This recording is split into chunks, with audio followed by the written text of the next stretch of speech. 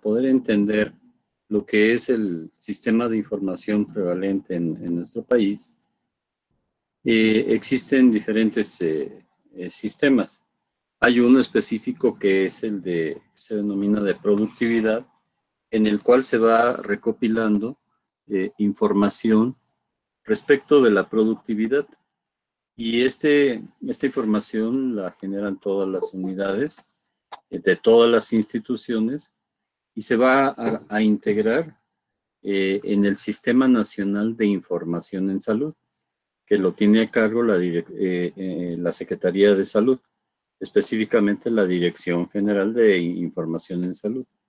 Ahí podemos encontrar información referente a las acciones que se están realizando, número de partos, número de cesáreas, consultas otorgadas, egresos hospitalarios, etcétera, etcétera, actividades de tipo preventivo en ese sentido.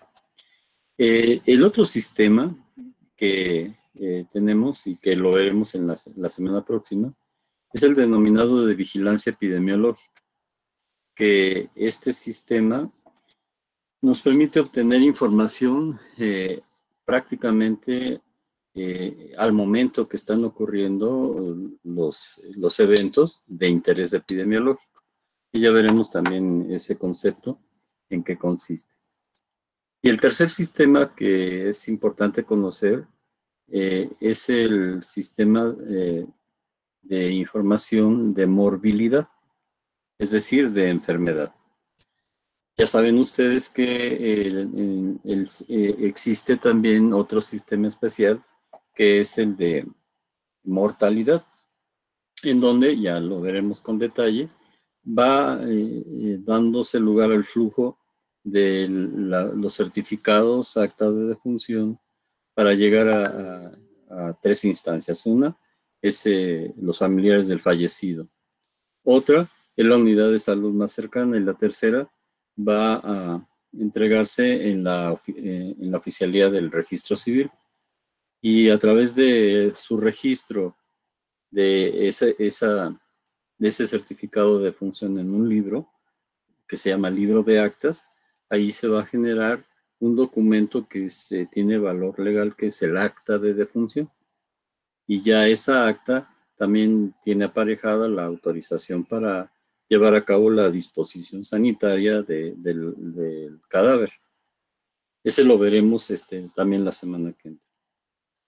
Y el otro, el que nos importa, es el de morbilidad. Pero aquí sí conviene hacer una aclaración, puesto que en términos de morbilidad debemos entender que la información que podemos rescatar de morbilidad es información que se origina a partir de todos los casos que ocurren de las enfermedades en nuestro país, pero que de toda esa gran cantidad de casos, hacíamos el ejemplo con las infecciones respiratorias agudas, tenemos una fracción de esos casos. ¿Por qué? Porque de todo lo que ocurre en la realidad, una parte ocurre y jamás se reporta ni acude a un solo servicio, se autolimita y esa no se registra. Otra parte es atendida con autocuidados, con los cuidados de algún familiar cercano, alguna persona de confianza. Otra parte se atiende en los espacios destinados en las farmacias, incluso desde el mostrador de las farmacias. Ahora con la modalidad de los consultorios en farmacias, pues también ya se tiene también allí la posibilidad de la atención médica. Pero lamentablemente no, prácticamente ninguno de esos lugares realiza el reporte de los casos atendidos. El siguiente proporción amplia está dada por las atenciones que se otorgan a los enfermos a nivel de la medicina privada. Y allí, aunque es obligatorio que tengan que reportar, la realidad es que no siempre ocurre así. Y entonces ahí también perdemos una buena parte de esa de ese gran volumen de casos de todas las enfermedades que se están dando en la realidad. ¿Esto por qué lo digo? Porque al final de cuentas debemos entender que las estadísticas de morbilidad que vamos a ver el día de hoy, cómo se generan, es en realidad una fracción mínima de lo que ocurre en la realidad. Por eso es que se dice que la morbilidad que se está reportando es una morbilidad de demanda de servicios de salud satisfecha, es decir, que se otorgó el servicio, pero que además ha sido reportada y es una fracción de toda esa realidad. Por eso es que en términos de salud pública tenemos que manejarnos en esos dos ámbitos. Uno, el de morbilidad, en el cual debemos darle el justo valor que tiene, puesto que debemos entender y asumir que es una fracción de todo el volumen de casos que están ocurriendo. Y en cambio la mortalidad es un hecho que ocurre una sola vez, a diferencia de la enfermedad, puede ocurrir muchas veces, pero la mortalidad ocurre una sola vez y en términos generales se debe de tener un certificado de defunción como una forma de poder, y esto tiene propósitos de tipo legal y administrativo, es para poder hacer el uso de beneficios de tipo legal o para concluir procesos de tipo legal que bueno, finalmente ocurren cuando una persona fallece. Entonces, debemos entender que las cifras de mortalidad son más confiables. ¿Por qué? Pues porque podemos prácticamente asegurar que más del 99% de las defunciones son certificadas y la gran mayoría por médicos legalmente autorizados para extender el certificado. Esto es diferente a como ocurría años anteriores, en donde había, perdón ustedes, ocurría la certificación,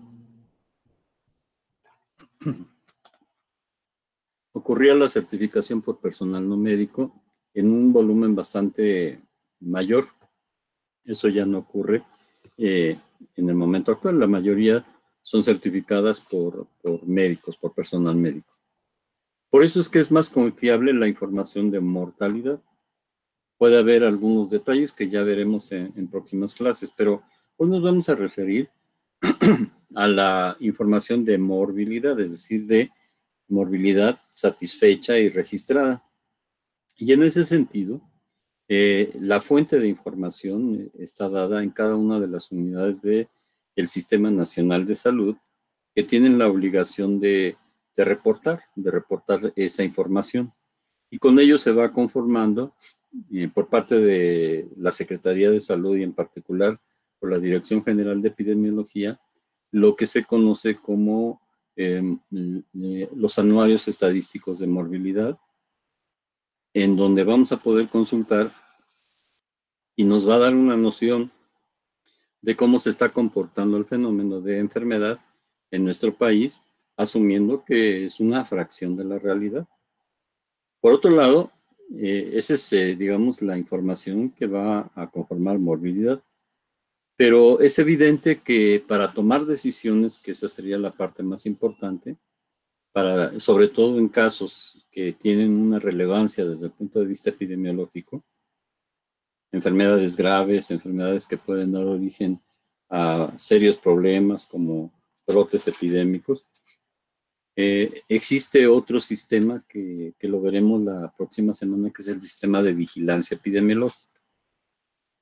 Y la fuente también de esto es el formato de reporte de casos nuevos que se obtiene de las hojas que van llenando los médicos en las actividades cotidianas, en donde se va teniendo un diagnóstico que puede ser de primera vez o subsecuente, y se van a tomar solamente los casos de primera vez. Por lo tanto, allí tenemos incidencia. Y es por eso que se puede calcular incidencia a partir de esa información. Lo que vamos a mencionar el día de hoy es un sistema, una de las fuentes de información que tenemos, y que nos sirve para poder estar en alerta, y que va a seguir entonces dos caminos. Uno para la parte estadística, que son al final de cuentas la difusión de información diaria, semanal, mensual y anual por parte de la Dirección General de Epidemiología, en donde vamos a poder tener la posibilidad de consultar directamente vía electrónica esta información, o bien consultarla en documentos oficiales por escrito, que están disponibles en las unidades de salud. Esa es la parte de estadística. Y la otra parte a la que nos referiremos con más precisión en la semana que entra es lo que se refiere a la vigilancia epidemiológica.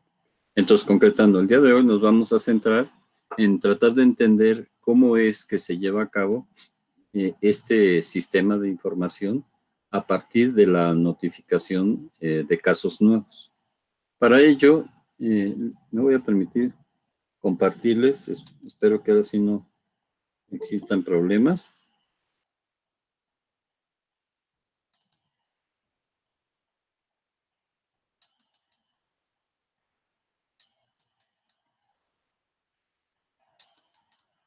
Se visualiza, está abriendo la pantalla. ¿Sí se ve? Sí, doctor, sí se ve. Ok, muy bien. Bueno, tenemos aquí a la vista la presentación del manual de procedimientos de la notificación semanal de casos nuevos.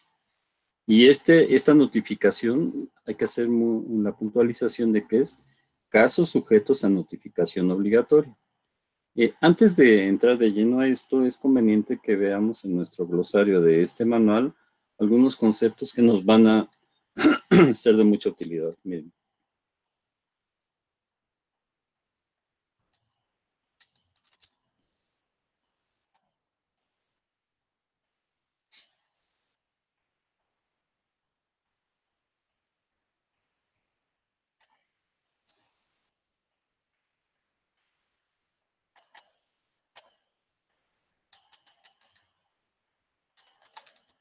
Aquí está.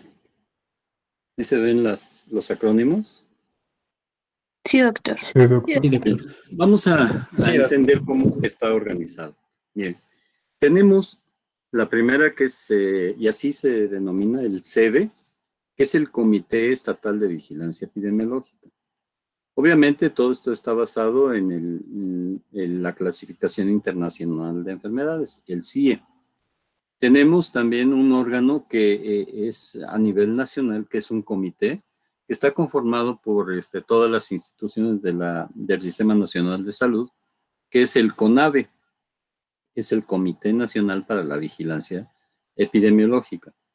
DGE es la Dirección General de Epidemiología, que es el órgano normativo de la Secretaría de Salud, y que por el manual de administración de la Secretaría de Salud tiene a su cargo la responsabilidad de integrar el Sistema Nacional de Vigilancia Epidemiológica. La base de estos procedimientos está dada por la norma 017 SSA 1994, con sus actualizaciones, que es para la vigilancia epidemiológica. A propósito, les pido de favor que en estos días del fin de semana y para la próxima semana, rescaten esta norma. Está en el Dropbox, en el repositorio de Dropbox, para que ustedes se empapen todavía más, particularmente de las definiciones que tiene en la primera parte y de los procedimientos que sigue, porque vamos a trabajar con ello la semana próxima. Entonces, sí es obligado que lo revisen. Si la imprimen es mejor, si no, la pueden revisar en medios electrónicos, y la semana próxima, el martes, discutiremos varios aspectos relacionados con esta norma. Bueno, el trabajo del Comité Nacional, del CONAVE y del CEBE, que es el Comité Estatal, van a estar normados bajo lo que está plasmado en esta norma, y que de ahí se va a desprender la operación de un sistema, que es el Sistema Nacional de Vigilancia Epidemiológica, o SINAVE. A su vez también vamos a tener el que les había mencionado, el Sistema de Información en Salud, el SIS, y todo esto ya a partir del nivel jurisdiccional en la mayoría de las jurisdicciones y sobre todo a nivel estatal, va a utilizar un sistema ya automatizado para la vigilancia epidemiológica que se denomina SUAVE, Sistema Único Automatizado para la Vigilancia Epidemiológica. Entonces, estos acrónimos, familiarícense con ellos porque los vamos a estar utilizando, y de esta manera, para que podamos ir siguiendo la pauta de cómo están estos procedimientos. Bueno, una vez que nos hemos puesto de acuerdo en esto, vamos a ver un poco de antecedentes de este formato. Miren, aquí en la parte de antecedentes del documento nos dice que el origen de la notificación periódica de padecimientos se remonta al año 1994, y aquí hay que aclarar, eran los infectocontagiosos. En 1944, un año después de la creación de la Secretaría de Salubridad y Asistencia, hoy Secretaría de Salud, y en ese entonces se notificaban 14 padecimientos transmisibles, que eran particularmente de relevancia por la época que se estaba viviendo, y que consistían en la brucelosis, difteria, disentería, lepra, meningitis, paludismo, poliomielitis, sarampión, sífilis, tifo, tifoidea, tosferina, tuberculosis y viruela, que para ese entonces todavía teníamos casos. Y el envío de la información a la Dirección General de Epidemiología, dependiente de esta secretaría, responsable de analizar y difundir los resultados en el boletín epidemiológico mensual y bimensual. Déjenme decirles que este boletín epidemiológico mensual al momento actual se sigue publicando. Hay versiones impresas y se puede obtener también el boletín por medio electrónico, directamente en la Dirección General de Epidemiología. También hay un reporte diario de esta información. Y si ustedes notan, aquí está hablando de padecimientos transmisibles, 14 padecimientos transmisibles, que eran de importancia epidemiológica. ¿Por qué? Porque cada uno de ellos puede dar lugar a brotes, epidemias y a una afectación muy importante, tanto a la población como a los mismos servicios de salud.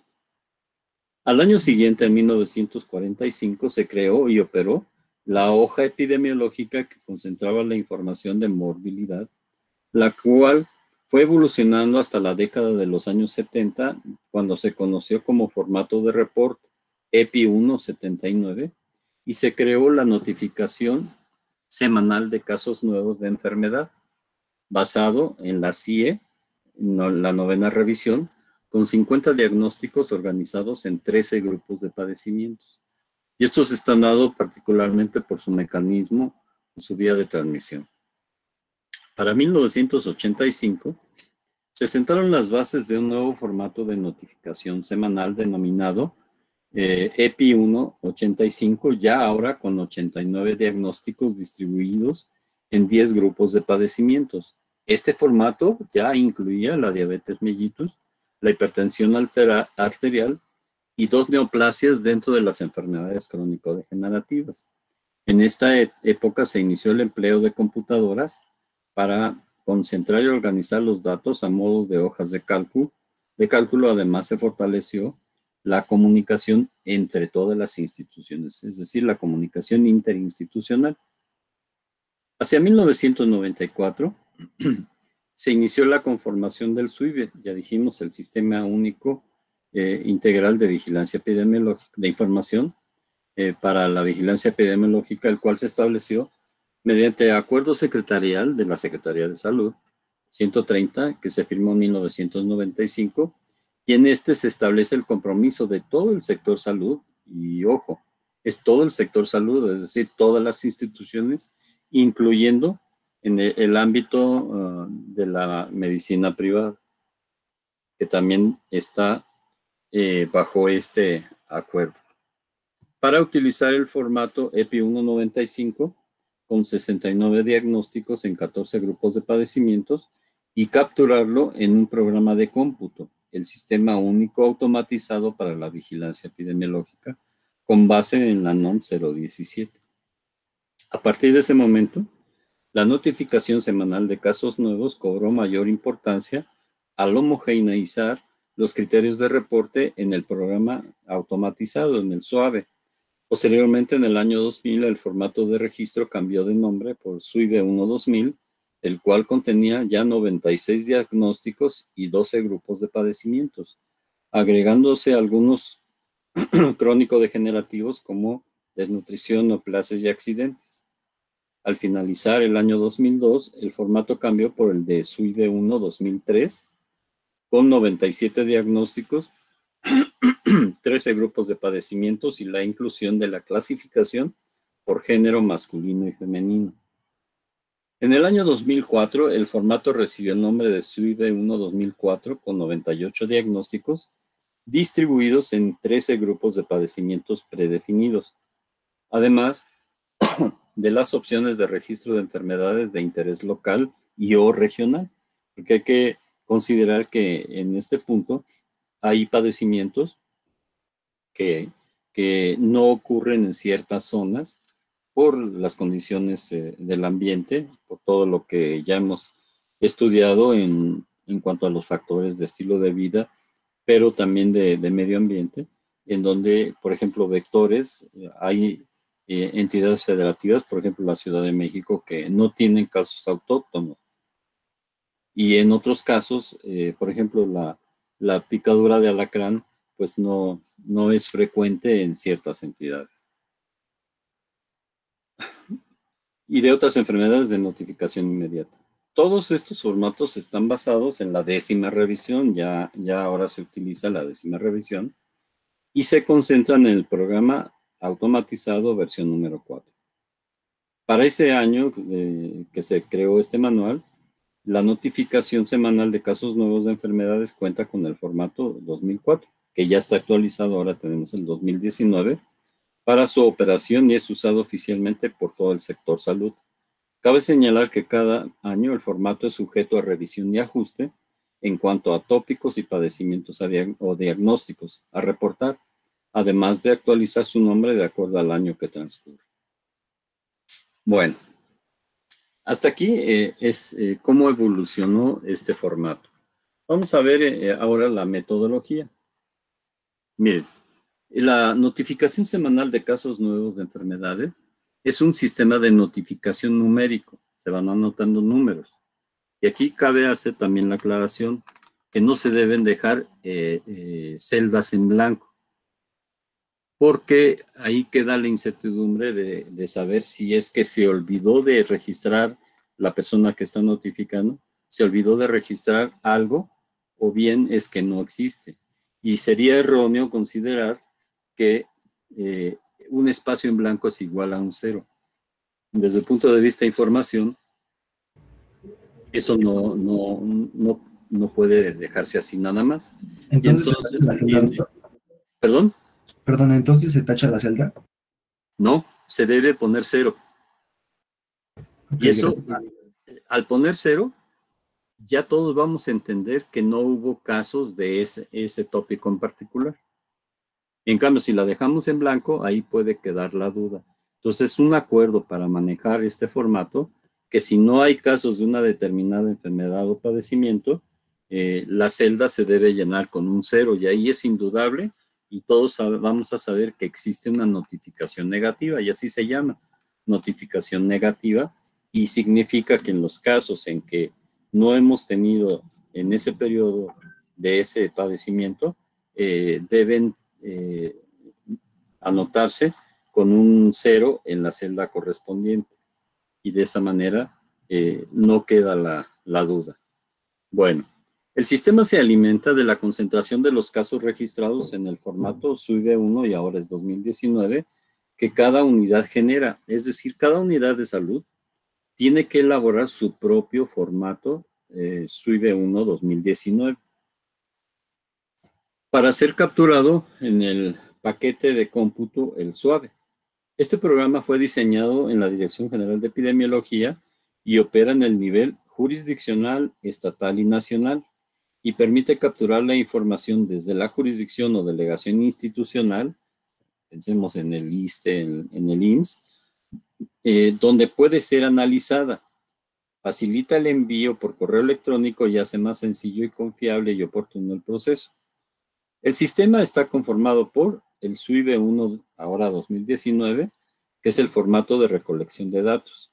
El SUAVE, que es el sistema automatizado para su captura y análisis. Y la base de datos que se denomina EpiMorbi. Es un acrónimo que nos habla de información de morbilidad en el sistema de epidemiología. Es importante señalar que la correcta operación del sistema depende de la participación del personal de salud en todos los diferentes escenarios. Bueno, ¿cómo está estructurado el formato? Se construye y actualiza sistemáticamente con la participación de los epidemiólogos de todo el país. Déjenme decirles que por lo menos en cada jurisdicción sanitaria, existe un epidemiólogo que es el responsable de todas las actividades de epidemiología en la jurisdicción sanitaria. Bueno, y también el concepto de jurisdicción sanitaria es conveniente aclarar. Miren, así como en todo el país está con una distribución geográfica desde el punto de vista político, administrativo, y en ese sentido la división de todo el país está dada en municipios. Y de ellos tenemos alrededor de más de 2.400 municipios en todo el país. Pero para el caso de que, bueno, aquí cabe aclarar, por ejemplo, la Ciudad de México, tenemos 16 alcaldías o municipios. Y cada una de esas alcaldías se corresponde con una jurisdicción sanitaria, que son alrededor de 240, 260 jurisdicciones sanitarias en todo el país. Y entonces ustedes comprenderán que si son, digamos, 260 jurisdicciones sanitarias y hay más de 2.400 municipios, luego entonces podemos concluir que hay jurisdicciones sanitarias que abarcan uno o más municipios. Y esta organización es la organización administrativa de un sistema escalonado que funciona en la Secretaría de Salud. Pero ya veremos en la unidad 3 de nuestro curso, cada institución fue surgiendo en función de ciertas características que ya analizaremos más adelante, y además con sistemas muy diferentes. Y entonces, por ejemplo, en el ISSSTE no hay 32 delegaciones del ISSSTE, hay 35. Simplemente, ¿por qué? Porque en la Ciudad de México son 4 delegaciones, que son la norte, sur, oriente y poniente. Ahí son 4 para una entidad federativa. Y el resto más o menos guarda así una relación de una delegación por cada entidad federativa. Pero en el IMSS, aquí también tiene su propia distribución de niveles administrativos, y entonces ya para la organización de los trabajos de manera organizada, si bien es cierto a nivel nacional se pueden poner de acuerdo las instituciones, ya en el nivel operativo hay veces que la delimitación geográfica de cada delegación del IMSS, del ISSSTE, con las jurisdicciones sanitarias no coincide. Y tenemos el caso de que la cabeza del sector ya sabemos que es la Secretaría de Salud, del sector salud. A nivel estatal, la cabeza del sector estatal es la Secretaría de Salud. Y a nivel de cada jurisdicción sanitaria es en este caso, la jefatura de jurisdicción que está dentro de la Secretaría de Salud. Pero cuando se trata de organizar tareas, por ejemplo, de vacunación o campañas específicas, que tiene que darse lugar a una coordinación estrecha, a veces con una o más delegaciones de las otras instituciones. ¿Por qué? Porque los ámbitos geográficos de las jurisdicciones coinciden con los municipios, respetan las de los municipios, aunque tienen uno o más municipios, pero las delegaciones de las instituciones, particularmente de la seguridad social, no guardan esa delimitación geográfica y entonces esto obliga a tener una coordinación más estrecha y a veces un poco más complicada. Perdón, doctor. Entonces, sí, adelante. En el caso, usted comentaba, cuando hay consultorios particulares, no suele haber un seguimiento adecuado. Y hemos estado hablando, por ejemplo, de algunos servicios, el IMSS, el ISSSTE, etcétera. Pero cuando, imaginemos nosotros, alguno de los compañeros va a trabajar en consultorio particular, está en su consultorio y debe entonces, o está obligado a llenar un formato CIB1 y llevarlo a su delegación correspondiente, a su, digamos, sección correspondiente. Sí, así debería ser. Semanalmente. Pero la realidad que ocurre es que no siempre se lleva a cabo esto. Y nada más pensemos, imagínense en todo el número enorme de consultorios médicos particulares, y no estamos hablando de los grandes consorcios médicos, ¿no? Tipo hospitales privados de gran envergadura, sino simplemente pensemos en los consultorios médicos, tanto de médicos generales como de especialistas. Pues la realidad es que no llevan una estadística ni están cumpliendo con esto, y es una deficiencia que impide que tengamos un mayor acopio de información, y es trascendente en el momento en que ocurre algún problema específico de salud, y esto es algo que desafortunadamente no se ha podido superar, a pesar de que está normado que es obligatoria la participación de todos los involucrados. Sin embargo, como no existe un mecanismo de sanción, entonces pues la verdad es de que en la realidad tiene mucha dificultad en ese sentido. Ok. Gracias. Doctor, Bueno. yo tengo una duda con respecto a eso, Sí, porque como usted lo menciona, todos tienen como la responsabilidad de cumplir pues esta, no le quiero llamar normas, pero pues este proceso, ¿no? Y más adelante en la lectura mencionan que hay algunos indicadores para la valoración, ¿no? Para la valoración del cumplimiento, pues de la cobertura oportuna y de la consistencia, pero lo que no mencionan aquí, y lo que me quedó duda, fue si existe algún tipo de sanción para aquellas unidades que no lo manejen.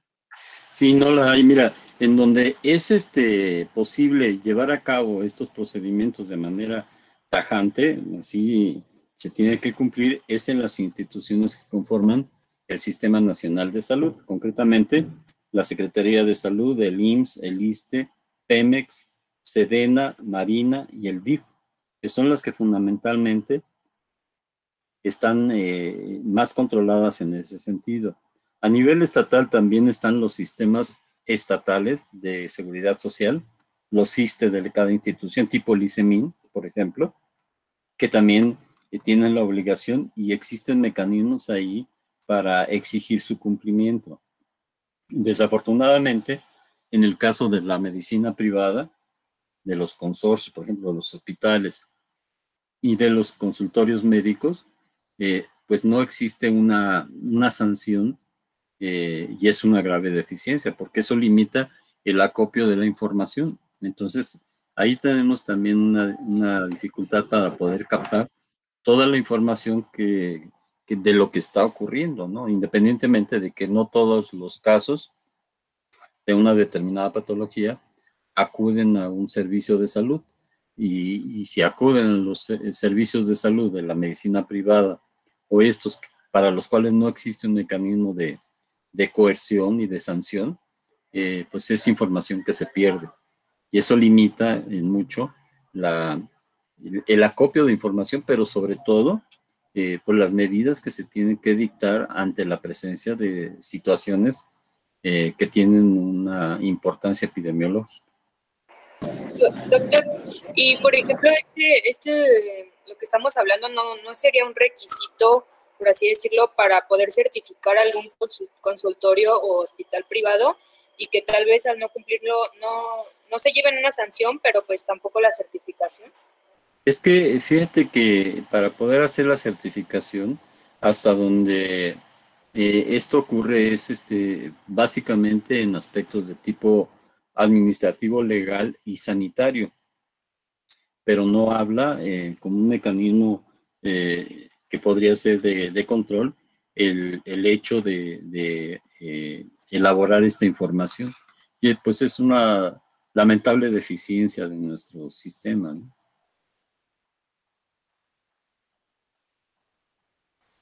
¿Continuamos? Yo solamente una pregunta Sí, más. doctor, muchas gracias por Sí. la Perdón. Rápido. ¿Y las enfermedades de notificación inmediata, no sé, peste, cólera, estas si un consultorio no las reporta, ¿qué se hace? Mira, aquí cuando son enfermedades de ese tipo, pongamos por caso una enfermedad que en este momento no tenemos. Casos locales de, por ejemplo, de viruela, ¿no? No hay en el mundo. ¿Se imaginan ustedes lo que ocurriría si de pronto apareciera un caso de viruela en un consultorio privado que no notifica? ¿Qué creen que pasaría? Epidemia. Una epidemia terrible, ¿no? Y entonces, Sí. al final de cuentas, al hacer la investigación epidemiológica, pues finalmente se va a poder seguir la pista, la secuencia de los mecanismos de atención y se puede llegar hasta ese lugar que no reportó, pero desafortunadamente no existe por esa razón una posibilidad de sancionar de alguna manera a estas áreas que no están notificando. Y eso es muy lamentable. ¿Continuamos? Gracias, doctor. Sí. Bien. Entonces volvemos a nuestra imagen, ¿no? Estábamos hablando de que el informe semanal se construye y actualiza con la participación de los epidemiólogos de todo el país y considera todas las instituciones que forman parte del Sistema Nacional de Salud, que ya las he mencionado. El llenado del formato SUBE 1-2019 permite la concentración de casos nuevos cuya impresión diagnóstica es sujeta a vigilancia epidemiológica. Consta de 2 hojas tamaño oficio con copia. Está construido por 3 partes. La primera de ellas contiene la ficha de identificación de la unidad notificante. Incluye el nombre y la clave de la unidad, el número de la semana epidemiológica. Si ya pudieron ustedes visualizar el calendario epidemiológico. Sí, doctor. Sí, doctor. Entonces ahí está muy claramente definido el número de semana en la cual estamos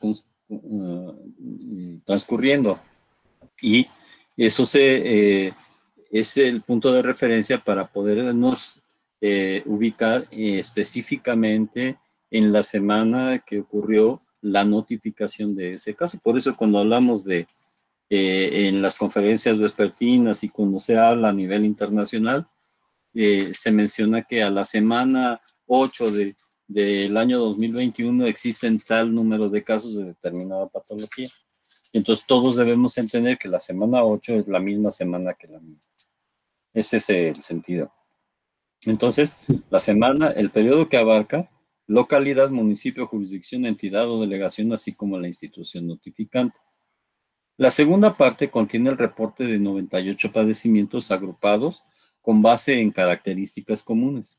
Por ejemplo, enfermedades prevenibles por vacunación, enfermedades infecciosas y parasitarias del aparato digestivo, enfermedades infecciosas del aparato respiratorio, enfermedades de transmisión sexual, enfermedades transmisibles por vector, zoonosis, otras enfermedades exantemáticas, enfermedades transmisibles, otras enfermedades no transmisibles, desnutrición, neoplasias, defectos al nacimiento, accidentes, enfermedades de interés local y o regional y otras enfermedades de notificación inmediata, que ahí siempre se hace referencia a la norma 017 para la vigilancia epidemiológica, en donde están ahí plasmados cuáles son las enfermedades de notificación inmediata.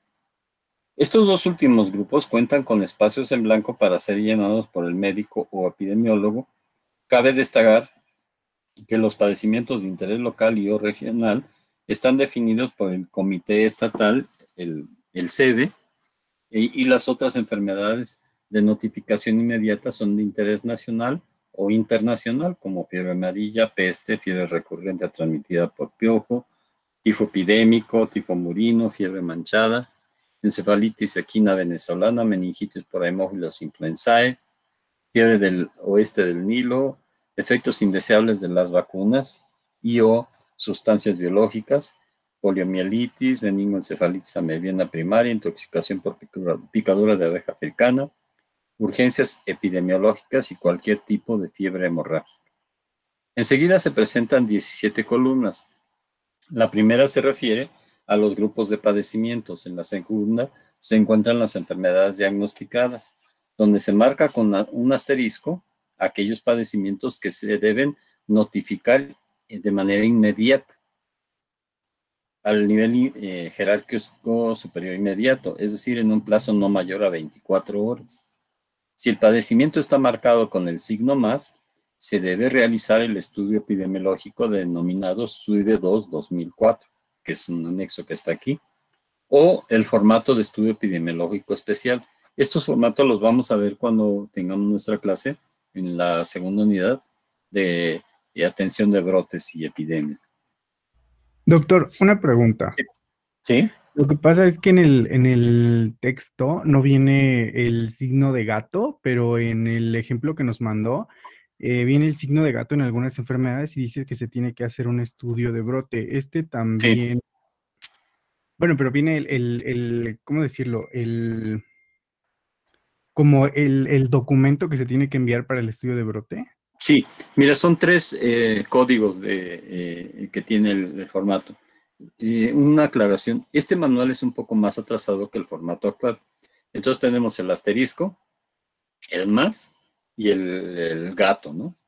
Y ahí en el formato se especifica a qué se refiere.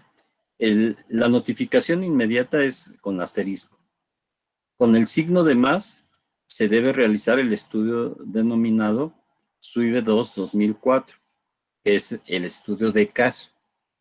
Y en el signo de gato se refiere a hacer el estudio de brote, es decir, cuando confluyen 2 o más casos de una determinada enfermedad y que existe una asociación epidemiológica entre ellos en tiempo, persona o lugar. ¿Sí que aclaro con esto? Sí, doctor, gracias. Perfecto, lo vamos a ver más adelante.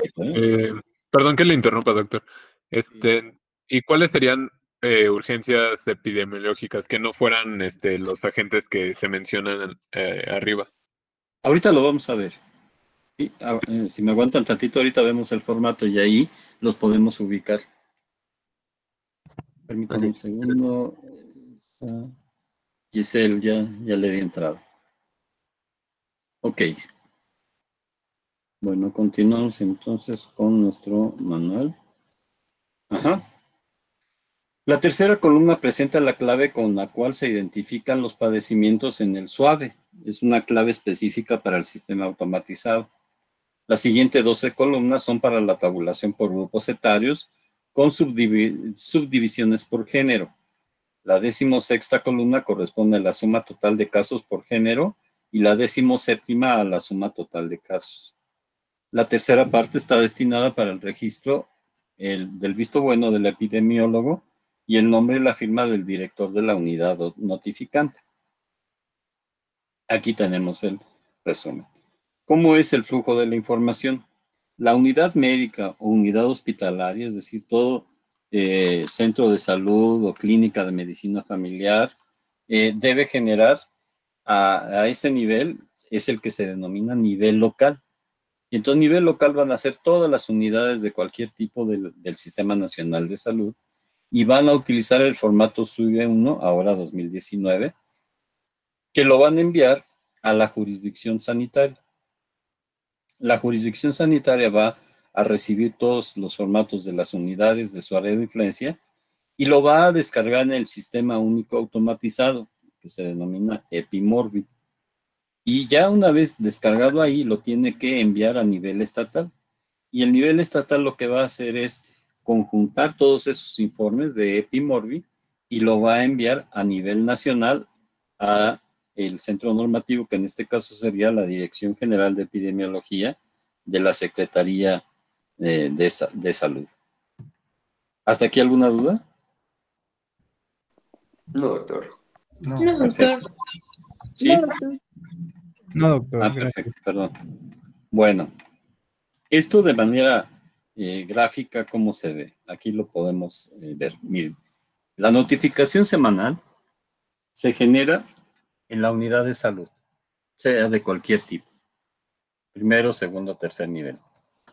¿Y qué es lo que hace la unidad de salud? Pues de todos los médicos o todos los notificantes que tiene allí, tienen que generar su propio formato de actividades diarias y descargar los diagnósticos de padecimientos nuevos en el formato SUIBE 1 2019. Pero, aparte de que debe enviar ese concentrado de información al siguiente nivel, debe concentrar, sí, pero además debe analizar e interpretar los responsables de la unidad. Y aquí también es conveniente hacer la aclaración de que en los niveles locales, particularmente en aquellos que son más complejos, también se cuenta con epidemiólogo. Epidemiólogo o puede ser responsable del área de medicina preventiva. Y ellos son los que se van a encargar de concentrar esa información conjuntamente con las áreas de estadística, analizar e interpretar y enviar al siguiente nivel. Ahora, ¿esto por qué tiene que ser así? Porque sería mucha pérdida de tiempo el hecho de que si hay un padecimiento de relevancia y no se analiza e interpreta y no se toman decisiones, va a demorar hasta que llegue a nivel nacional, y nivel nacional que se percate de que existe un caso de relevancia y va a tener que hablar o ir directamente a investigar qué está ocurriendo allí. Y entonces una de las cosas que tiene que hacer cada uno de los niveles por los cuales fluye esta información es que deben de analizar e interpretar y tomar decisiones al respecto. La decisión puede ser desde, para empezar, de la notificación inmediata, no esperarse a que concluya la semana de notificación y antes de las 24 horas tiene que establecerse la notificación al siguiente nivel o a la Dirección General de Epidemiología para poder detonar en ese momento todas las acciones necesarias para llevar a cabo el control de la situación que se esté presentando.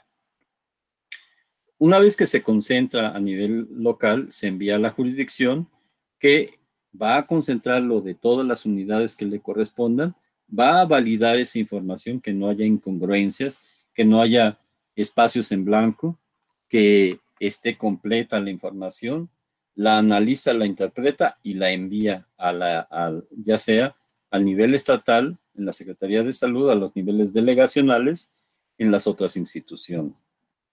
Aquí debe también validar, analizar e interpretar y tomar decisiones de hacer algún procedimiento, alguna intervención, tanto en la jurisdicción como a nivel local, y enviar al siguiente nivel, que en este caso sería los miércoles de cada semana, antes de las 6 de la tarde, a el órgano normativo que es la Dirección General de Epidemiología.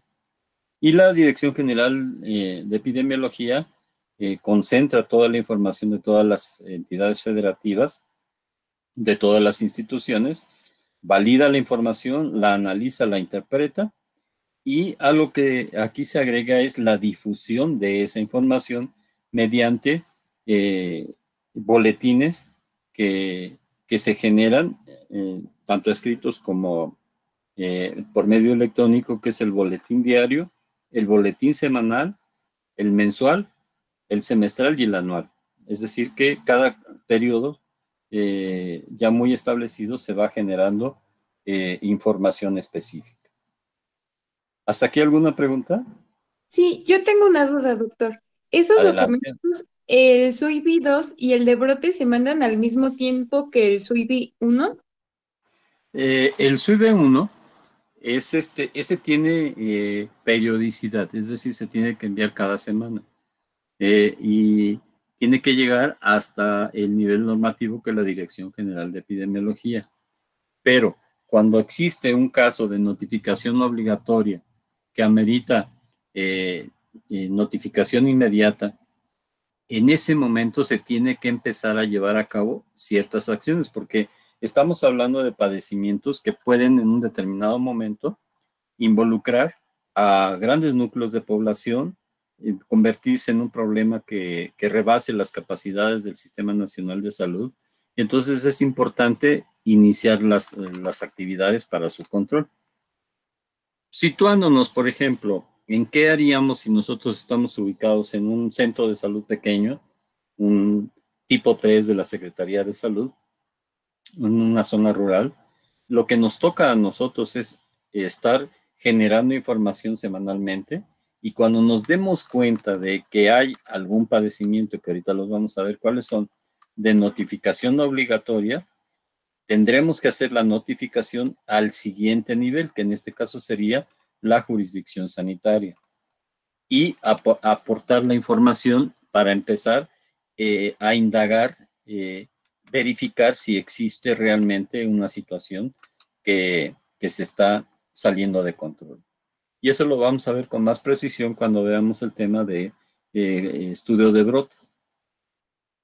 No es que se envíen al mismo tiempo, sino que los tiempos van a variar dependiendo de qué padecimiento se trate, de que si se necesitan estudios adicionales, que si hay intervenciones que tienen que ser realizadas por el nivel jurisdiccional, el estatal, o incluso hay veces que es el mismo nivel nacional el que acude allí, tanto para hacer el estudio ya de todo el brote como para dictar las medidas específicas de control.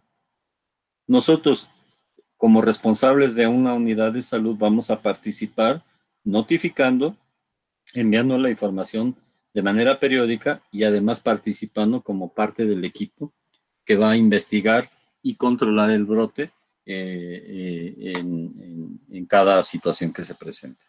¿Sí me di a entender? Sí, doctor, gracias. Ok.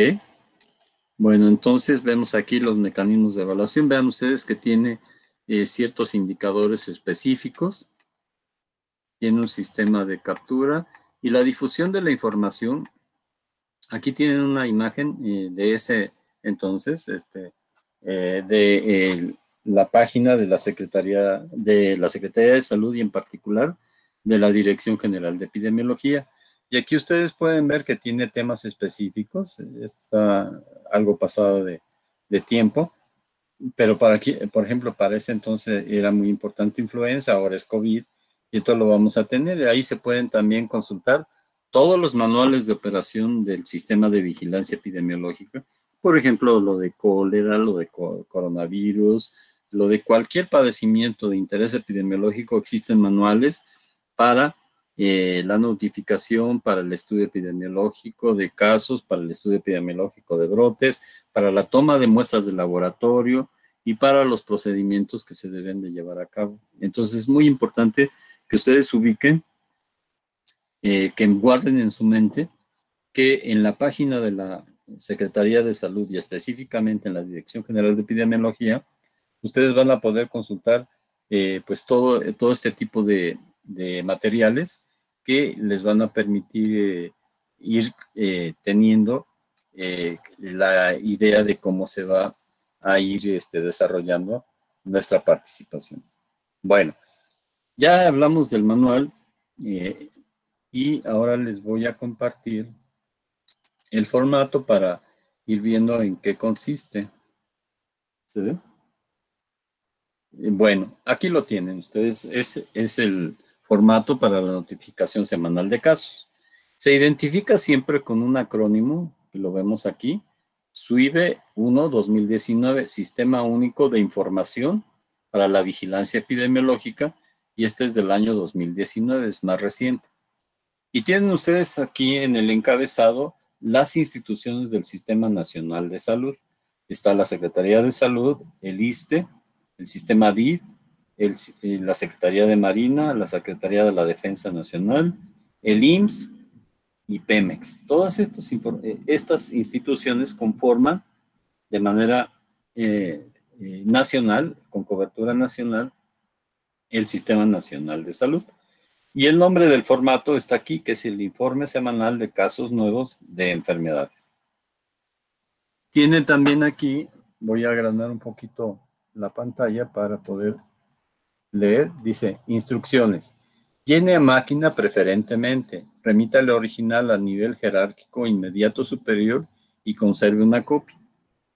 Les comento algo que a mí me pasó en el servicio social y por qué es importante siempre conservar una copia. Resulta que al término del servicio social me dicen que yo no había reportado las semanas epidemiológicas. Para empezar, es algo absurdo, ¿no?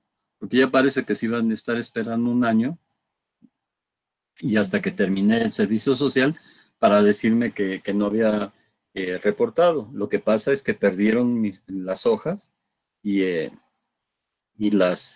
no lo querían reconocer. Afortunadamente, como yo tenía una copia, pues, a partir de ello pude hacer la recuperación de esa información, que de hecho ya la tenían capturada, pero pues obviamente si no lo hacía no me liberaban, y son de los mecanismos que a veces tienen en las instancias, en las instituciones, para forzar a hacer cosas que a veces se escapan de lo correcto, ¿no? Bueno, voy a reducir nuevamente el tamaño y aquí lo tenemos. Primero les voy a mencionar la parte importante, ¿no? La distribución general. Vean ustedes. Primero, vámonos con las columnas que no van a cambiar, ¿sí? Está aquí en la columna, a partir de esta, están los grupos etarios. Y es el número de casos según grupo de edad y sexo. Y vamos a tener el menos de un año, 1 a 4, 5 a 9, 10 a 14. Y como son, si se dan cuenta, grupitos de 5 en 5 años de edad, se llaman grupos etarios quinquenales. ¿Y eso qué quiere decir?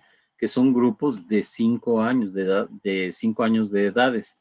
Y entonces está el menor de un año, que es un grupo especial y prioritario porque tiene un alto riesgo.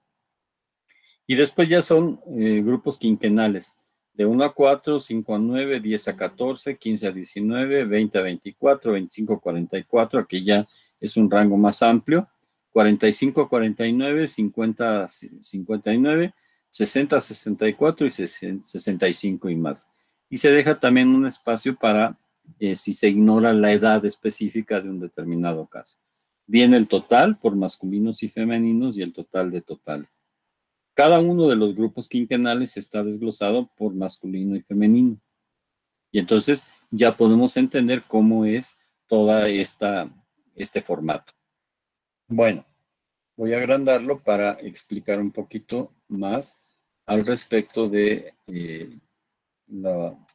el contenido de este documento. Bueno, ¿qué tiene aquí? En la primera parte vamos a tener el nombre de la unidad, o sea, esta es identificación. Y aquí vamos a poner el nombre de la unidad, la localidad.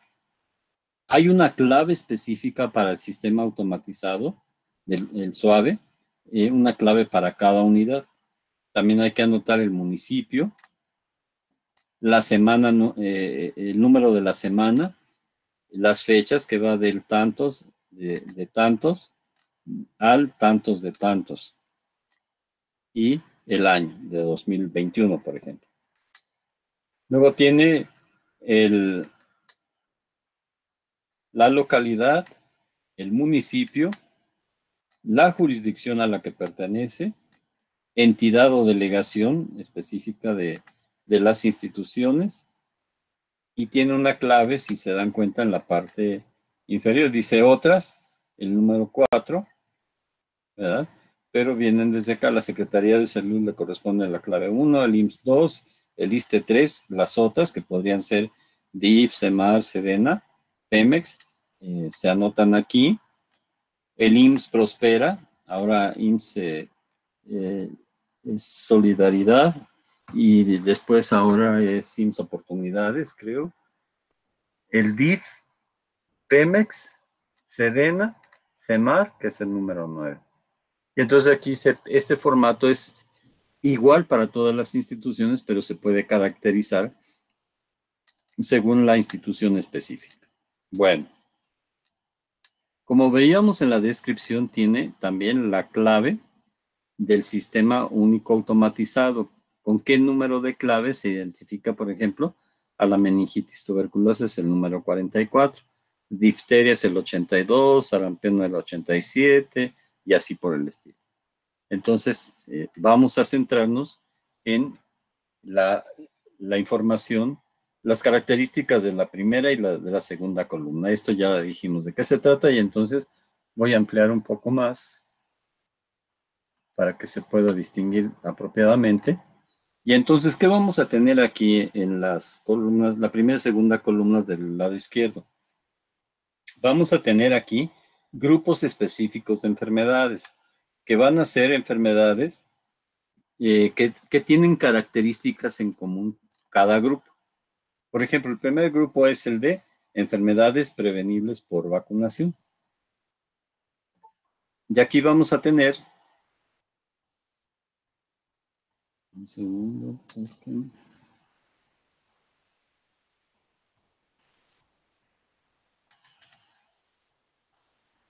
Liliana. Ya le di entrada. Entonces vamos a tener aquí, como en el grupo de las enfermedades prevenibles por vacunación, la meningitis tuberculosa, tétanos neonatal, difteria, tosferina, sarampión, rubeola, parotiditis infecciosa, hepatitis vírica B, síndrome de rubiola congénita, hepatitis vírica A, enteritis debido a rotavirus, infecciones invasivas por Haemophilus influenzae, poliomielitis aguda, meningitis meningocócica, infección por virus de papiloma humano, enfermedad invasiva por neumococo, influenza y varicela. Si se dan cuenta ustedes, todas estas, ¿qué característica tienen? Pues que hay una vacuna específica para prevenir el daño.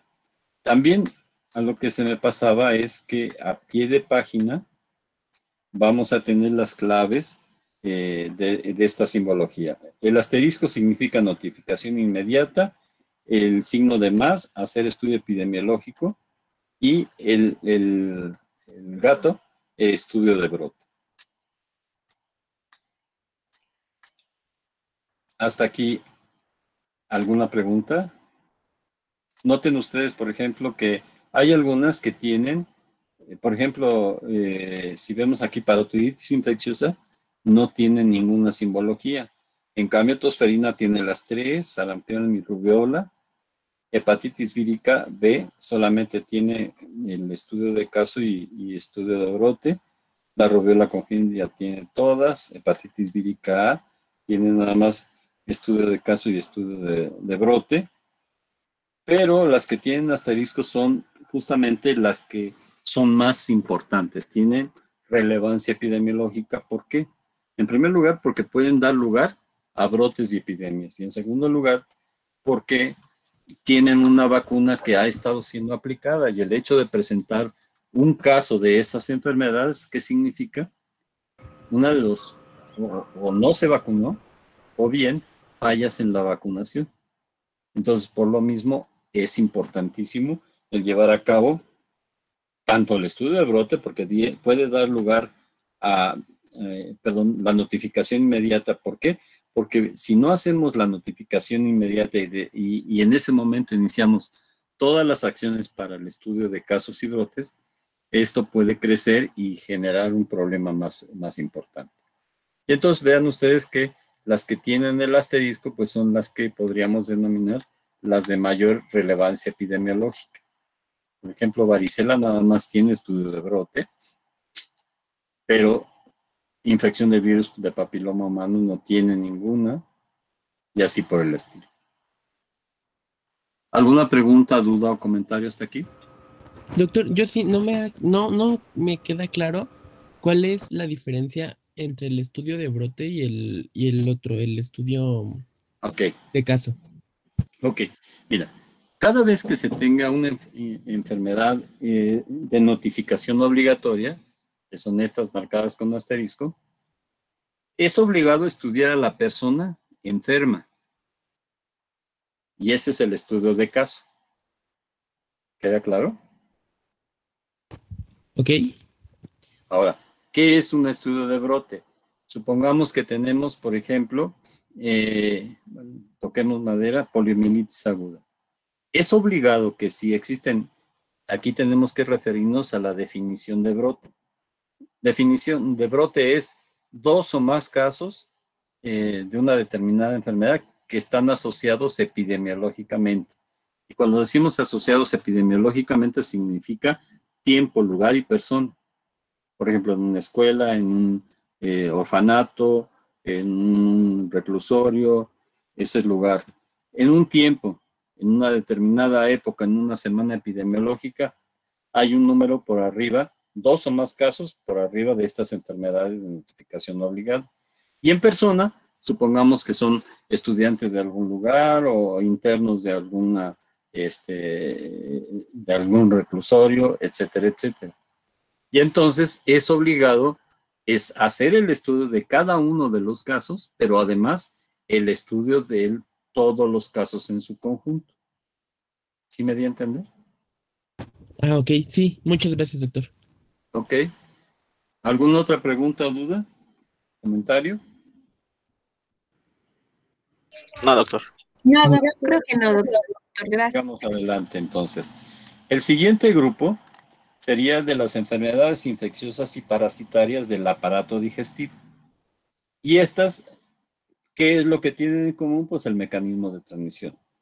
Y tenemos aquí cólera, fiebre tifoidea, shigellosis, infecciones intestinales por otros organismos y las mal definidas. Por ejemplo, cuando ponen en un diagnóstico diarrea aguda o HEPI, ¿no? Como es muy frecuente que lo pongan, pues esas no están definidas o son otros organismos. Pero entra este capítulo para esas, por otros organismos y las mal definidas.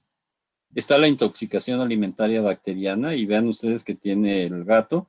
¿Por qué? Porque es estudio de brote. Por lo regular, cuando hay una intoxicación alimentaria bacteriana, por lo regular son más de un caso. Cólera tiene el asterisco, tiene el más y el gato. Entonces, de notificación inmediata, estudio de cada caso y el estudio de todos los casos. Amebiasis intestinal no tiene ninguna, yardiasis tampoco. Otras infecciones intestinales debidas a protozoarios tampoco, ascariasis y enterobiasis. ¿Alguna pregunta hasta aquí? No, doctor. No, doctor. Perfecto. Pasamos a la siguiente página. Y tenemos ahora otro grupo que es el de las infecciones, enfermedades infecciosas y parasitarias del aparato digestivo. Y están otras helmintiasis, absceso hepático, es parte del mismo grupo, perdón. Otras helmintiasis, absceso hepático amibiano, otras salmonelosis y fiebre paratifoidea. Ahora sí, el siguiente grupo es de enfermedades infecciosas del aparato respiratorio, excepto ¿cuáles? Excepto aquellas que ya vimos arriba en las enfermedades prevenibles por vacunación. ¿Cuáles tenemos aquí?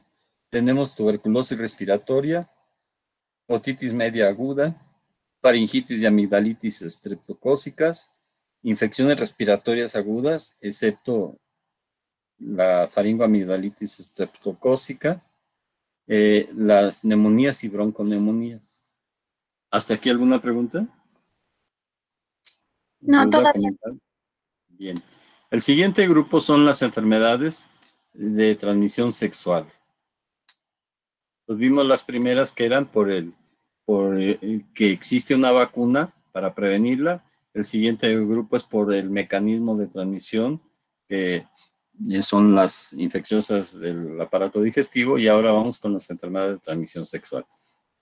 Y aquí tenemos sífilis congénita, vean, es notificación obligada y estudio de caso.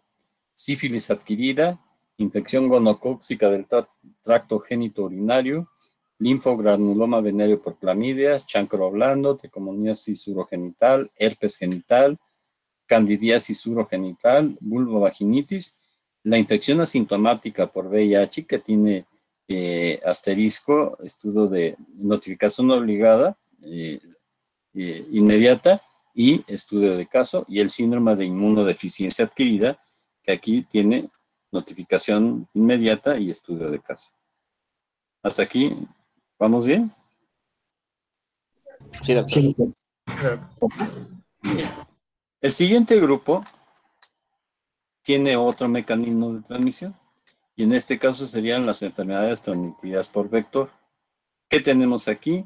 Tenemos dengue no grave, dengue con signos de alarma. Aquí ya le agregan el asterisco de notificación inmediata. El dengue grave, también notificación inmediata, aparte de estudio de caso y estudio de brote.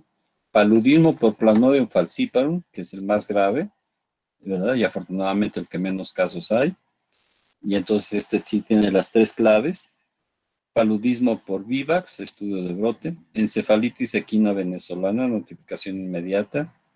Fiebre amarilla, fiebre manchada, fiebre del oeste del Nilo, peste, tifo epidémico, tifo murino, enfermedades por virus chikungunya, otra rickettsiosis, infección por virus Zika, fiebre por virus mayaro,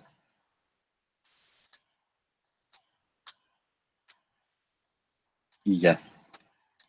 Esas son las transmitidas por vector. ¿Alguna pregunta, comentario? No, todo bien, doctor. Todo claro. Perfecto.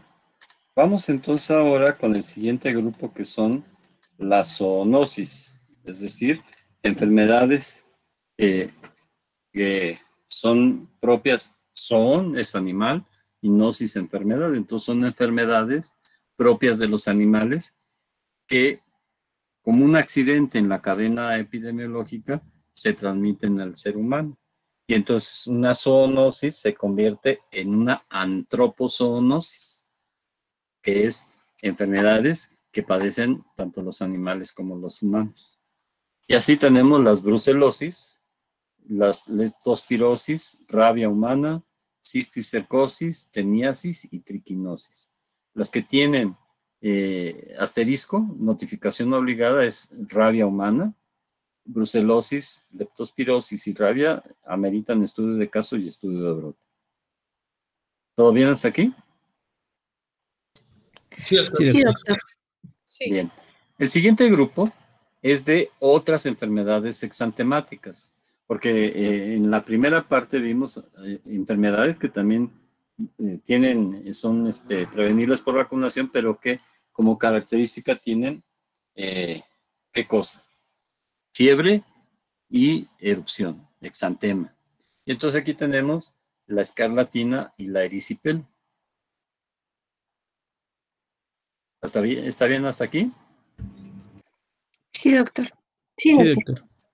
Bueno, luego viene el grupo de otras enfermedades transmisibles, que son la tuberculosis de otras formas, excepto la respiratoria que vimos ayer, antes, lepra, hepatitis vírica C, otras hepatitis víricas, conjuntivitis, escabiosis, conjuntivitis epidémica aguda hemorrágica, aquí es estudio de brote, mal del pinto, meningoencefalitis a mediana primaria, que tiene notificación inmediata y estudio de brote, toxoplasmosis, trypanosomiasis americana, es decir, la enfermedad de Chagas aguda, la crónica, la infección asociadas a la atención a la salud.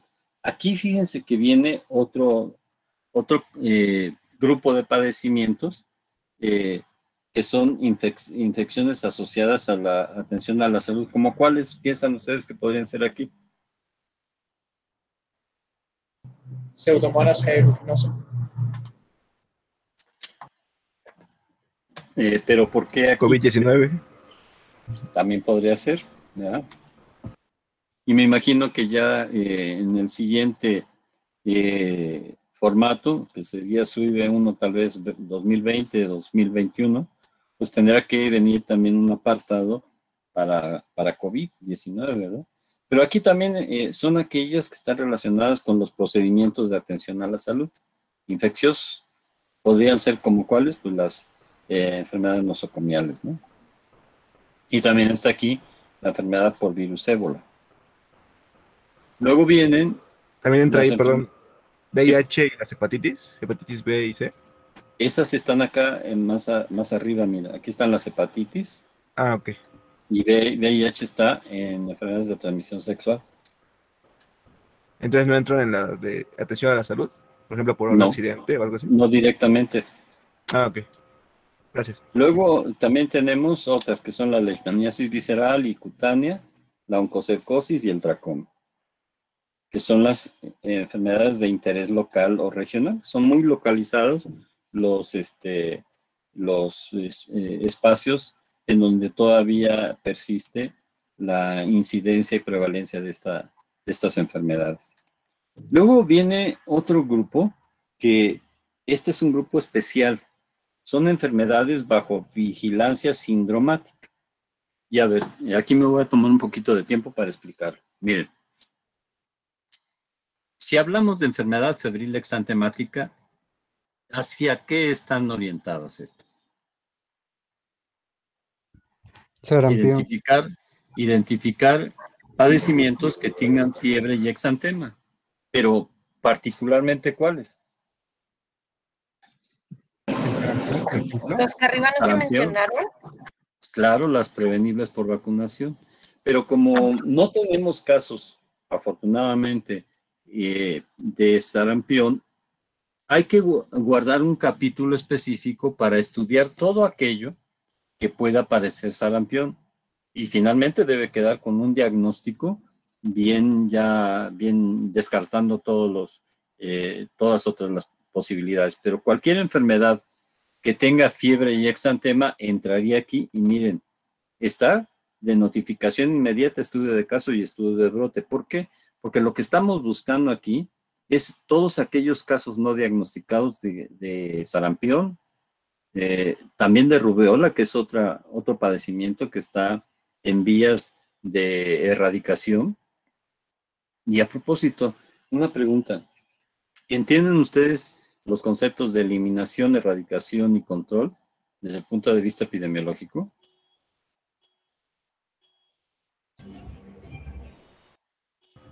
No. Tengo una noción, pero... A ver. Con erradicación nos referimos a deshacernos o desaparecer la enfermedad, como es el caso de la erradicación de la viruela en el siglo pasado. Sí, muy bien. Reducir el número de casos de forma que no sea una preocupación sanitaria mayor. Sí, es correcto tu apreciación. Y miren, son etapas en las actividades de control de los padecimientos. Y todo está relacionado. Sí. Adelante. Ay, perdóname, es que yo tengo una duda.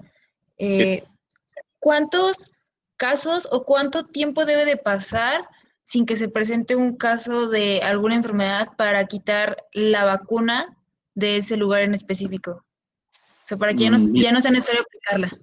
Sí, mira, está muy relacionado con esto que voy a tratar de explicar de enfermedad febril exantemática, parálisis flácida aguda y síndrome de Cocker-Luchoide.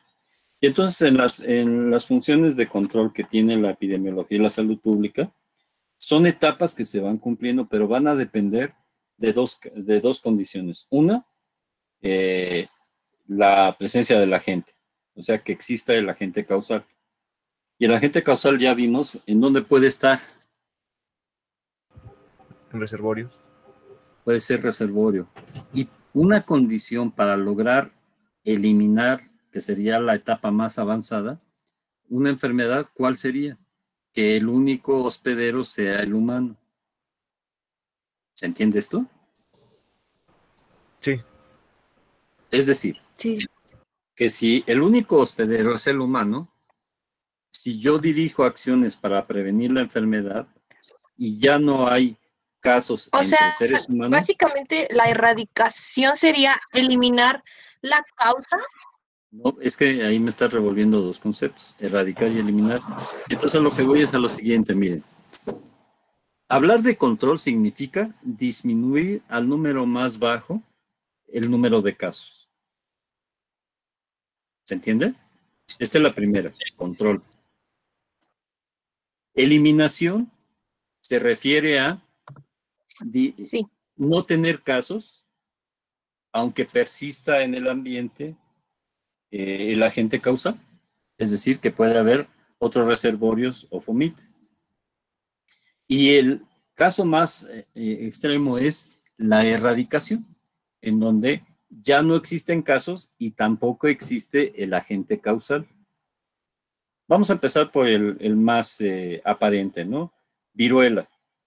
Viruela, como resultado de toda una historia de lucha desde los años del siglo XVII, XVIII hasta el siglo pasado, las acciones de vacunación de lucha antivariólica dieron como resultado que el último caso de viruela reportado en el mundo fuera en 1977. Por cierto, en México fue en 1951 el último caso. Entonces, ahí, si no hay casos, ¿qué debemos asumir? Que está ¿Que está erradicada? Que está eliminada, ¿no? Que está erradicada. Porque recuerden, erradicar significa no hay casos y tampoco existe el agente. Entonces, si no hay casos, está eliminado. Y por supuesto, con la búsqueda activa de ya intencionada de buscar casos, y no hay, entonces, ¿qué debemos suponer? Que tampoco el agente causal. ¿Por qué? Porque viruela es una enfermedad que el único reservorio conocido es el humano. ¿Sí me doy a entender? Sí. ¿Qué otra enfermedad se puede aspirar a erradicar? Que reúna la condición de que el único huésped es el humano. Tuberculosis. La sífilis. Poliomielitis. A ver, la poliomielitis. Vamos a ver el caso de la poliomielitis. Es verdad, el único reservorio el único huésped es el humano. Puede permanecer en un determinado tiempo en el ambiente, porque se excreta el agente causal a través de la puerta de salida digestiva. Pero si se realizan acciones de saneamiento y se controla el número de casos, se puede aspirar a erradicar, y de hecho en nuestro país ya estamos en la etapa de que la poliomielitis está erradicada. Sin embargo, el riesgo persiste, porque ustedes podrían preguntarse, bueno, entonces, ¿por qué se sigue vacunando contra la poliomielitis? ¿Por qué creen? Porque aún está erradicada a nivel mundial. Exactamente. Entonces, mientras haya casos en otras partes del mundo y dada la comunicación existente, y actualmente hay persistencia de casos en el sudeste asiático y en África, entonces la eventualidad de que se pueda reintroducir al país es posible, y por esa razón se tiene que seguir vacunando, aunque ahora ya se modificó la estrategia de vacunación para solamente vacunar con poliovirus 1 y poliovirus 2. El 3 ya se quitó de la composición de la vacuna y se transformó la vacuna oral para programa permanente, ahora es inyectada, es la vacuna Salk. ¿Sí me doy a entender? Sí, doctor. Sí. Y entonces, ¿por qué hacemos esta vigilancia basada en síndrome? Porque tenemos que estudiar, hablando de parálisis flácida, todo aquello que parezca poliomielitis. Díganme diagnósticos alternativos a poliomielitis. Entre un paciente con parálisis flácida aguda, que es la definición, ¿qué otras patologías pueden causar esto? ¿El Guillain-Barré? El Guillain-Barré. Claro, Guillain-Barré, ¿qué otra? ¿Botulismo? Botulismo no tanto. ¿Qué otra?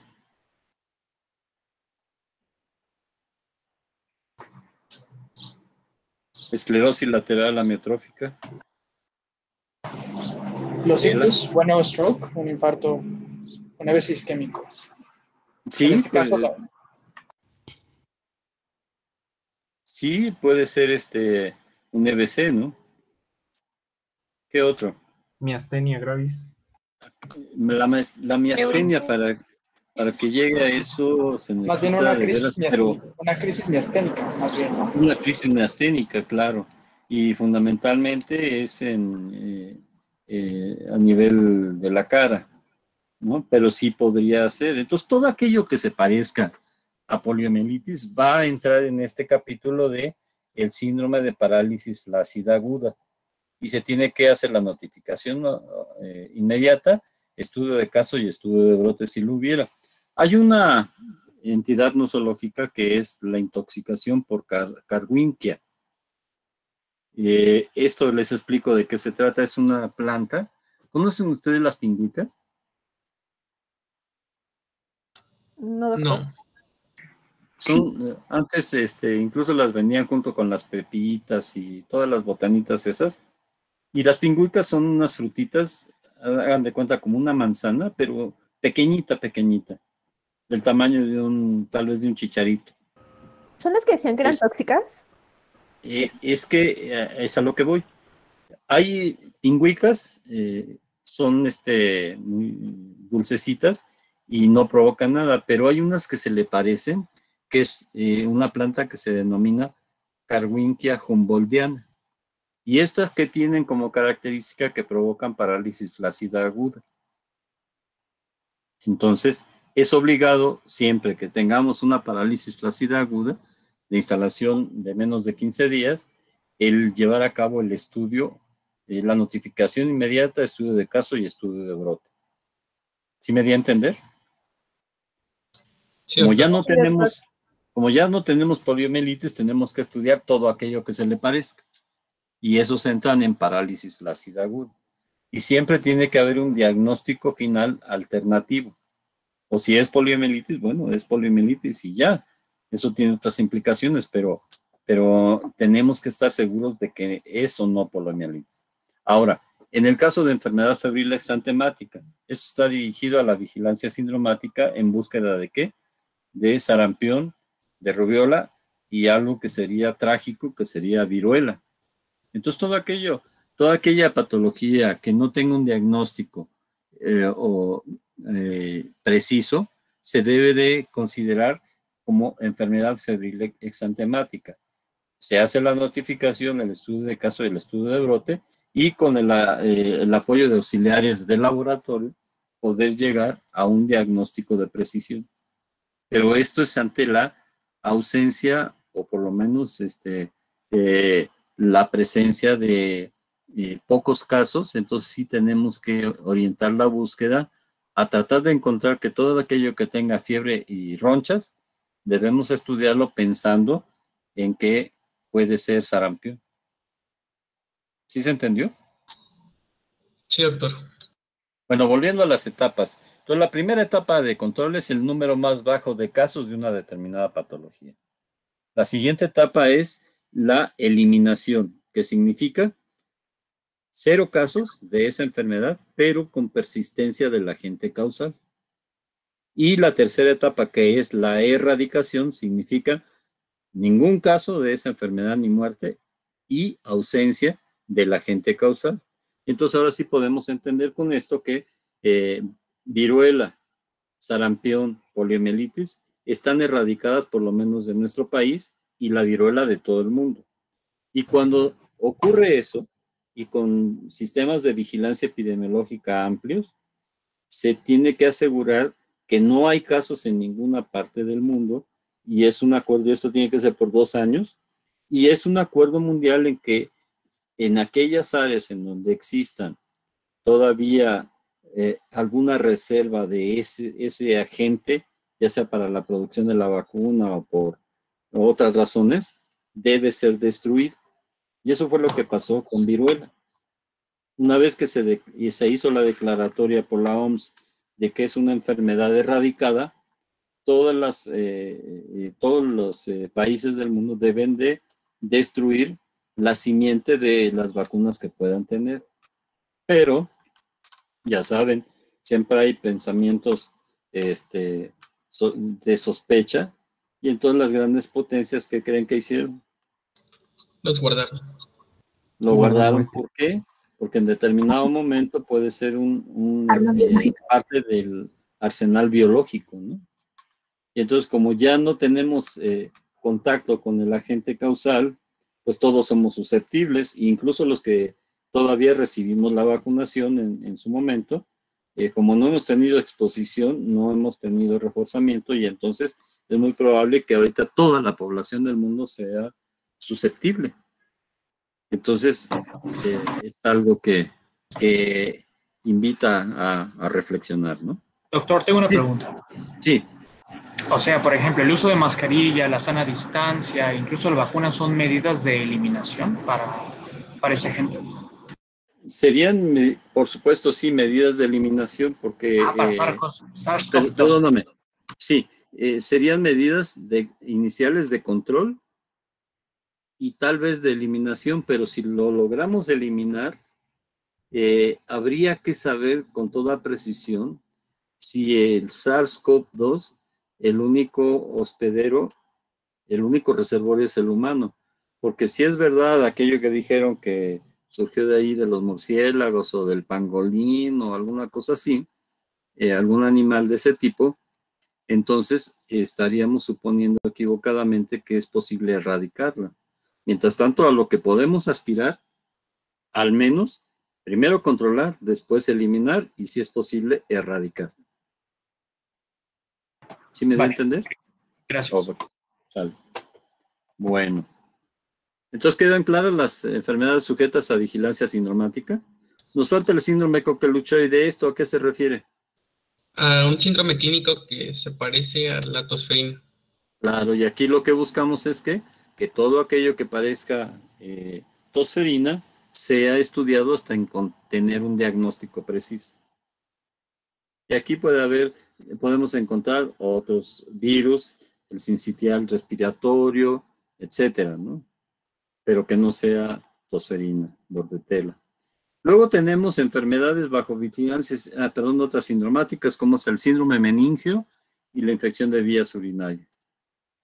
Luego vienen enfermedades no transmisibles, y aquí tenemos un capítulo bastante amplio que es bocio, diabetes tipo 1, tipo 2, diabetes en el embarazo, intoxicación aguda por alcohol, fiebre reumática aguda, hipertensión arterial, enfermedad isquémica del corazón, cerebrovascular, asma. Si se dan cuenta, ya todas estas no tienen notificación, estudio de caso ni estudio de brote. Gingivitis, enfermedad periodontal, úlceras gástricas, duodenitis, enfermedad alcohólica del hígado, intoxicación por plaguicidas, por ponzoña de animales, intoxicación por picadura de alacrán, edema, proteinuria, trastornos hipertensivos en el embarazo, parto, puerperio, los cesavis, aquí va, hipertrofia de próstata, hipotermia, insuficiencia venosa periférica, intoxicación por monóxido de carbono, contacto traumático con avispas, avispones y abejas, quemaduras, cirrosis hepática alcohólica, efectos del calor y la luz, y ya. Luego vienen los trastornos de la nutrición, que son de nutrición leve, moderada, severa, obesidad, anorexia, bulimia y otros trastornos alimentarios. Y luego tenemos las displasias y neoplasias, como son el tumor maligno de mama, cuello del útero, displasia cervical leve y moderada, displasia cervical severa y SEU in situ. Defectos al nacimiento, encefalocele, espina bífida, labio paladar hendido. Noten ustedes que tienen estudio de caso. Igual estos. Microcefalia, notificación inmediata, anencefalia. Luego, enfermedades neurológicas y de salud mental. Depresión, enfermedad de Parkinson, enfermedad de Alzheimer. Luego el capítulo de accidentes, en donde tenemos peatón lesionado en accidentes de transporte, accidentes de transporte en vehículos con motor, mordeduras por perro, mordeduras por otros mamíferos, por serpiente, violencia intrafamiliar, herida por arma de fuego y punzocortante. Y luego ya está el apartado de las enfermedades de interés local o regional, que va a depender del perfil epidemiológico de ciertos sitios, en donde el Comité Estatal de Vigilancia Epidemiológica puede decidir aquí agregar alguna patología en particular. en todos estos renglones para las... Y luego, nota, se debe notificar inmediatamente la presencia de brotes o epidemias de cualquier enfermedad, urgencias o emergencias epidemiológicas y desastres, así como los eventos que considere necesario incluir el órgano normativo, que es ¿quién? ¿Quién es? Es el SINAVE. No, el SINAVE es el sistema. Ah, el SUAVE. No, ese es el sistema automatizado. Ese es la dirección. La dirección general. Es La el DG. Comité Nacional de Vigilancia Epidemiológica. Las claves, estas son códigos provisionales utilizadas por el CMS y la vigilancia epidemiológica. Estas causas y sus códigos deberán ser modificadas luego de los resultados de la investigación o estudio epidemiológico. Viene visto bueno del epidemiólogo y nombre y firma del director de la unidad. Bien, con esto tenemos un poco la base para poder entender lo que es la vigilancia epidemiológica, que será motivo de verla la próxima semana. ¿Hasta aquí alguna pregunta o duda? No, doctor. No, doctor, gracias. Muy bien. Bueno, entonces nada más les encargo, por favor, rescaten la norma 017 para la vigilancia epidemiológica. Es de la SSA, tengan cuidado porque si de pronto le ponen de norma oficial mexicana o NOM 017, les puede dar como resultado la norma, porque hay normas para cada sector específico. Y la norma 017 de la Secretaría del Trabajo y Previsión Social es la de el equipo de protección personal, no se vayan a confundir. Tiene que ser la norma oficial mexicana 017 SSA, es decir, de la Secretaría de Salud. Y por favor, la revisan. Por favor, chequen en particular las definiciones que vienen allí, de específicas, en la primera parte, y vean ustedes el contenido general, que lo veremos rápidamente el próximo martes. Y esperamos también que concluyan su ejercicio de cadena epidemiológica de coronavirus con las medidas de control. Doctor. Sí, doctor. Muchas gracias. Un abrazo. Gracias, doctor. Que tengan buena tarde y un extraordinario fin de semana. Igualmente, Gracias, doctor, igualmente. Cuídense mucho, hasta luego. Hasta luego, doctor. Hasta luego. Saludos, doctor. Hasta luego.